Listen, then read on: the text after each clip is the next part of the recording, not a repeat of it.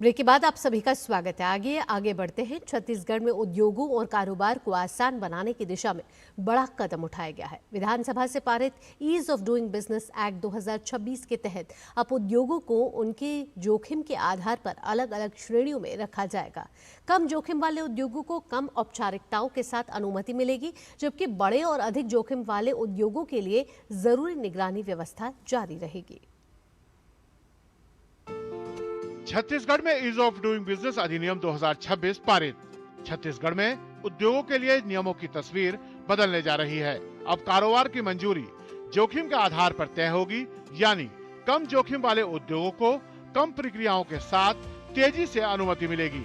विधानसभा से पारित ease of doing business act 2026 का उद्देश्य उद्योगों के लिए प्रक्रियाओं को आसान, पारदर्शी और समयबद्ध बनाना है। इस नई व्यवस्था के साथ Chhattisgarh risk based business permission लागू करने वाला देश का पहला राज्य बनने की दिशा में आगे बढ़ रहा है। कानून के तहत हर साल लाइसेंस नवीनीकरण की अनिवार्यता खत्म होगी और 8 विभागों की 43 सेवाओं को नई व्यवस्था में शामिल किया गया है। इससे 15 लाख से अधिक एमएसएमई इकाइयों को लाभ मिलने की उम्मीद है। I see this is most welcoming step by government of Chhattisgarh for the ease of doing business. We industrialists and businessmen both welcome this step for our daily running of the business or industry. नई व्यवस्था में कम जोखिम वाले उद्योगों के लिए self certification और third party certification को बढ़ावा दिया जाएगा। इससे बार बार होने वाले निरीक्षण और अनावश्यक प्रक्रियाओं में कमी आएगी, जिससे कारोबारियों का समय और लागत दोनों बचेंगे।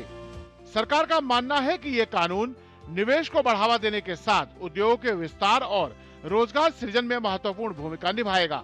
पानी कनेक्शन, फर्म और सोसाइटी पंजीकरण और बिल्डिंग प्लान मंजूरी जैसी सेवाओं को भी सरल बनाया जाएगा। कानून के प्रभावी क्रियान्वयन के लिए 3 स्तरीय निगरानी व्यवस्था बनाई गई है।